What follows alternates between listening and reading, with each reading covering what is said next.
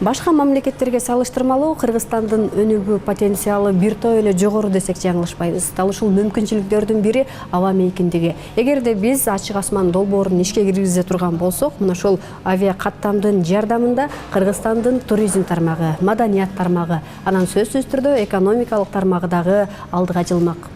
Дал ушул ачык асман долбоорун сунуштоочулардын, авторлордун бири Абдувахап Нурбаев, Мамат Расулович менен болгон маегибизди сиздерге тартуу кылмакчыбыз. Айтсаңыз, бул долбоор, ачык асман долбоору качан ишке кирет деп күтсөк болот? Анан биздин элге анын кандай бир жакшы жактары бар? Алгач уштан баштасак. Бул долбоордун тарыхын айтып кетсем, бул долбоор биринчи жолу Кыргызстанда 2003-жылы башталган экен. Анан ошондо биздин ата мекендик компаниялар бул эгер долбоор кирсе атаандаштык күчтүү болот, биз атаандашка туруштук бере албай калабыз, бизге 5 жылдан 10 жылга чейин убакыт бериле деп токтотуп койгон экен. Андан бери 15 жыл өттү, анан биз баштадык, бир жылга жакын болуп калды баштаганыбызга. Өтө чоң талкуу болуп, өтө көп талаш тартыштар болот. Эгер бул долбоор кирсе, эң биринчи бизде учактардын коопсуздугу сакталат, адамдардын коопсуздугу каралат, экинчи билет арзан болот. Анан үчүнчү адамдарга убакыттан ыңгайлуулук болот. Мисалы үчүн биз азыр Европага уча турган болсок, Туркияга барып туруп анан учабыз, же Москвага, же Стамбул аркылуу учабыз. Өзүбүз уча албайбыз, түз. Эгер ошондой болсо, бизде түз рейстер ачылат дагы, учактар учуп кетип атып, транзит аркылуу бизге конуп, бизге адам алып, жүк алып кайра кете беришет.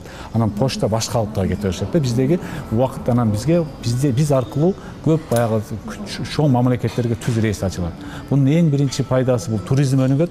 Анткени Европадан көп туристтер бизге келе албайт, анткени түз рейс жок. Алар же Москва аркылуу, же Стамбул, же Алматы аркылуу келишет. Биринчиден, экинчиден бизге жаңы жумуш орундар пайда болот, анткени жумуш рейстер көбөйгөндө аэропортто, башка жерде ошол логистикалык борборлор ачылат. Анан үчүнчүдөн, биз Ош шаарында мына 5 гектар жерибиз турат, аэропорт кура албай атабыз. Мамлекеттин өзүнүн акчасы жок, жакын арада кура албайт да. Биз ага бир чоң инвестор тартып кура алабыз, анткени ал кызыктар болот. Биз Ош шаарын Фергана өрөөнүн борбору кыла алабыз, анткени бул жерде бизде толук шарттарыбыз бар. Эгер ошол аэропортту куруп, эл аралык деңгээлде жакшы аэропорт куруп алсак, Ош шаарында толтура 5-10 миң деген жумуш орун пайда болот. Андан сырткары бюджетке салыктар түшө баштайт. Анан биздин Ош шаарыбыз бир Фергана өрөөнүн чыныгы борбор болуп калат да. Бул жерде эң негизги пайдалары ушулар. Бул жерде эми биздин негизги баягы артыкчылыгыбыз географиялык жайгашуубуз. Мына ошол нерседен көп каражат табууга болгон мүмкүнчүлүгүбүздү колдонбой атабыз, Мүмкүнчүлүк бар, бирок анткени Кыргызстан Европа менен Азиянын ортосунда турат. Толтура учактар бизге түшүп, бизден өздөрүнө баягындай заправка кылып, жүгүн алып ташап кайра кетип атат. Эң башкысы бизде дагы кара жолубузду көрүп атабыз кандай экен, темир жолубуз жок. Биз бир тупикте бай турабыз. Эгер аны кылып алсак, мисалы үчүн ошол эле баягы кымбат, арзан, кымбат кичинекей телефондорду биз жүк алып келип алып кете алабыз башка жака дагычы. Толтура рейстер ачылса, учакта анткени алар жеңил болот, кичинекей болот, баасы арзан болот алып келиш. Азыркы учурда эми бул коомдук талкууда турган долбоор. Жок, бул коомдук талкуудан бүттү. Биз транспорт комитетинен биринчи окууда кабыл алдык. Өкмөттүн токтомун күтүп атабыз. Буюрса өкмөт токтом келип калса, биз кийинки жума пленардык сессияга чыгарабыз. Буюрса жаңы жылга чейин президент кол койсо, кабыл алып, муну ишке киргизели деп турабыз буюрса. Анан дагы бир нерсе айтып кетейин. Биздеги самолеттордун, учактардын орточо өмүрү 27-28 жыл экен. Эскирип калганда, эгер ошол Казакстан менен Россияны карап көрсөк, 4 жылдан 7 жылга чейин самолеттор чыккан. А бизде эң эски самолеттор экен, жаңаланбай турат. Сиз эми ушул эле долбоорду көтөрүү менен бирге эле ишкерлерди да колдоп жүрбөйсүзбү? Бул жерде жанагы өзүбүздүн авиа тармагында иштеген ишкерлер кандай акыбалда калып атышат? Аларды баягы кайра банкрот болуп атышат, алар деле деп атпайсызбы? Алар коркуп атышат. Аларга кандай бир мүмкүнчүлүк шарт түзүп беребиз? Аларга биз биринчи мындай деп атабыз. Ошол биздин аэропорт мамлекеттики. Алардын учуу конуу баягы бааларын арзандатып бергиле деп атабыз. Биринчи, өзүбүздүн авиакомпаниябыз. Экинчиден, биз салыктан бошотуп берели деп атабыз. Кыргызстандын ичиндеги өзү төлөй турган салыктан. Ошондо аларга жеңилдик болот. Бирок алар дагы эл аралык атаандашка туруу үйрөнүш керек да. Качанга чейин ошентип жүрө берет? Эмне үчүн кыргызстандык болсо эле бир бечара болуп калыш керек? Алар деле үйрөнсүн ошо Европанын башчыларына атаандашка туруштук берип, деңгээлин көтөрүш керек да. Бул жерде эки авиакомпаниянын кызыкчылыгы эмес, миллиондогон элдин кызыкчылыгы жогору туруш керек. Анткени бизге ошол мына жай айында толтура студенттер кайрылды. Бизге эмне үчүн бизге кымбат Стамбул дейт? Өтө кымбат. Эмне үчүн Алматыга 30-40%? Аны биздин депутаттар да айтып атпады, аэропортто биздин жарандарды Казакстандар кыйнап атат деп. А эмне үчүн өзү учурсак болбойт ошол? Кыйналбайт беле өзү аркылуу кетсекчи? Эгер мыйзам долбоору ишке ашып кала турган болсо да, биз менен канча мамлекет баягы келишим түзөт, мындай түз байланышта түз аба линиясын түзө алабыз. Биз менен азыр эки эле мамлекет түз ошондой байланышта экен, 3 мамлекет. Армения ошону ачкандан кийин 14 мамлекет түз байланыш кылыптыр. Армения. Бул биз Армениянын, Грузиянын, Сингапурдун ушул тажрыйбасын үйрөнүп көрдүк. Грузия дагы бир 10дон ашык мамлекет менен байланышкан да. Эми аны ачкандан кийин да биз жарыялап анан иштеш керек. Өкмөт менен да иштеш керек болот. Ачкыла биз ачтык, келгиле бизге депчи буюрса. Бирок азырынча мындай кандайдыр бир болжолду мен ойлойм Европага түз ача алабыз. Ошол эле Кореяга түз ача алабыз, Сеулга, ошол эле Японияга ача алабыз, Америкага ачсак болот. Анткени бизден Америкага барып келиш үчүн bir $2000 тегерегинде келсе, немеден Ташкенттен $650 менен барып келет. Эң башты убакыт уткурат адамчы. Канча убакыт кетет? Мисалы Стамбулга барасыңыз, ал жерде 6 саат күтөсүңүз. Анан кийин ал жака да 12 саат учасыңыз. Ортодо эле убакыт кетип калат да, ал жерден түз кеткен кандай ыңгайлуу адамдарчы. Ата көзү кымбат болуп атат азыр Москвага. Негизи сиз Москвага учайын деп атасыз, э? Постоянно Москвага барып келип турабыз да. Ал жакында эле Москвадан келдик. Кымбат да билеттер. Бишкекке 2700'dan. Средний nima qilganmiz. Moskvanikini 8900'dan noyabr oylariga chiqadi. Qayerda qimmatli bo'lib qoladi, qayerda arzon. Bir ay murun alsam нормально, да? Последний момент алган болсом, анда кымбат болуп калат. Экесе кымбат болуп кетти. Авиакассадагы билеттер. Жок, биз мындан бир айда боло элек мен өзүм аялымды келинчегим Москвага учургам да. Ошондо деген 18 000 тегерегинде акча менен учуп атпайбы? Бул бир, экинчиси мына өзүнүн эле ош Бишкек каттамы. Бул деле өтө эле кымбат болуп атпайбы? Азыр баарынан да жол көйгөй, жол азабы. Эрте кышта дагы башталат. Ошондуктан эң ушу ош Бишкек, мына Кыргызстандын ички каттамдары, сырткы каттамдарын арзандатып койсо, элге өтө эле жакшы болмок да. Канааттандырбайт ал. Себептен кымбат.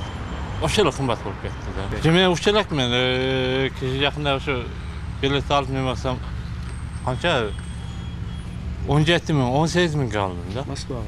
Москва. Өзү балдар баягы бир жогорку кеңеште депутаттар айтты эле, бир $50 жетпесин же 3000ге чейин болсун дегенде да. Азыр эми 3800, 3900, эң түнкү рейстер 3600 экен. Бишкекке. 3600ге. Эми анча-мынчасынын капчыгы неме да агачы. 16 000 деп аябай нааразы болуп кетишкен. Бир тууган укам баласы экөө учуп кетти жакында. Кымбат дешти. Кымбат дешти. Алардын өздөрүнүн акчасы жетпей, мына кыйынчылык заманда өздөрү да иштебейт эле, зор учуп кетишти да. Средний так на 30 000 так будет. Обратно, туда-обратно. Ну, жакында эле где-то бир 2-3 болуп калды. Биз Сочиге учканбыз, Сочигечи. Через Екатеринбург учканбыз. Башта где-то андан мурунураак баалары где-то канча болчу? Туда обратно болгондо $350 ушундай болгондо, анан кийин $500 болуп кетти да. $500 көтөрүлдү. Жакында сайын $500 көтөрүлүп кетти бааларчы. Анан бир аз кыйынчылык болуп анан авиакассага чуркап атып, анан бир арзан таап, ошо бир арзаны $500 болду да. Ош Сүргүткө 15 000 экен билет. Ошо кымбаттап кетиптир баары жок эле. Мен Новосибирге чыкканмын. Новосибирге акыркы жолу 8300 алганмын. Мурда 5000, 4800 болчу эле. Азыр ошон үчүн жолдо самолет менен учпай, машинада көп барып атышат. Кырсыктар көп болуп атат. Ошону кичине жөндөп берсе, жакшы болот эле да элдерге дагы. Тез каттап турушат эле. Баарынын эле балдары чет жерде жүрүшөт. Ошол эле учурда баягы сырттан туристтер келет, көпчүлүк болот дегендей, анан улуттук коопсуздук маселесин дагы эске алган болсоңуздар керек. Коопсуздук маселеси биз акыркы жолу бул мыйзам боюнча биз өзүнчө мыйзам даярдадык, анан өкмөт өзүнчө мыйзам даярдаган. Анан бизде талашып, анан премьер-министр өзү чыгарып, мен өзүм барып, ошол жерден экономика министри, тышкы иштер министриге, транспорт министри жана улуттук кооптук кызмат жетекчилери келип, чогуу отуруп, Анан алар биз өзүбүздүн мыйзамды аларга презентация кылып бергенден кийин биздин мыйзамды жактырды. Өкмөт башчы колдогон пикирин айтты. Ооба, колдоду. Анан кийин биз кайрадан келип туруп ошол тармактарды чогуу отуруп, алардын дагы талаптарын киргиздик мыйзамга. Мындай караганда азыр биз автор болуп кеттик, бирок өкмөттүн дагы ошол баягы сунуштарын киргизип, бирдиктүү мыйзам кылып чыгартабыз. Бул жерде сөз коопсуздук маселеси каралат. Географически наша страна находится в таком выгодном положении, а всего лишь получается транзитом летает только одна линия, да? Это Стамбул, Бишкек, Улан-Батор. Өзүстер уярышыбыз керек да. Азыр я читаю вот разные документы, да? Наши сидят, только запрещают. Нет, нельзя, этого нельзя. А что можно? Вот я читаю здесь, в 2003 году писали, оказывается, нельзя давать возможность открытого неба, потому что у нас обанкротятся наши местные компании. 15 лет прошло, что у нас получилось? А Эйр Кыргызстан был, и то он обанкротился. Как глава правительства, я, например, поддерживаю политику открытого неба. Мындан кийин жанагы банкрот болуп калабыз деген Эйр Кыргызстан компаниясы дүйнөлүк аренага чыгууга өздөрү макулдук берип атат. Алардын пикири кандай болуп атат? Ал Эйр Кыргызстан компаниясы бүттү, эми ал чыга албайт. Аны жеп ошо чиновниктер жок кылган. Бир гана самолеты калыптыр, ал дагы азыр аэропортто арендада жүрөт. Ошон үчүн бул жерде буларга менин эч үмүтүм жок, Эйр Кыргызстан жок. Мындай караганда анда бул мыйзам долбооруна каршылык деги эле азырынча жок көсө. Жеке менчик ата мекендик компаниялар бар. Pegasus, Air Manas, алар жеке менчик, бирок алар иштей алат, иштейт дагы. Бул ачык асмандын дагы кандай бир эл үчүн пайдасы деги эле ушул долбоор ишке кирсе, эл дагы кайсыл тармакка өздөрүн ыңгайлаштырыш керек, эмнени колдонуш керек? Эң биринчи туризм. Мисалы үчүн ойлоп көрсөңүз, турист келет, аэропорттон түшөт, биринчи таксиге отурат. Барып гостиницага жатат.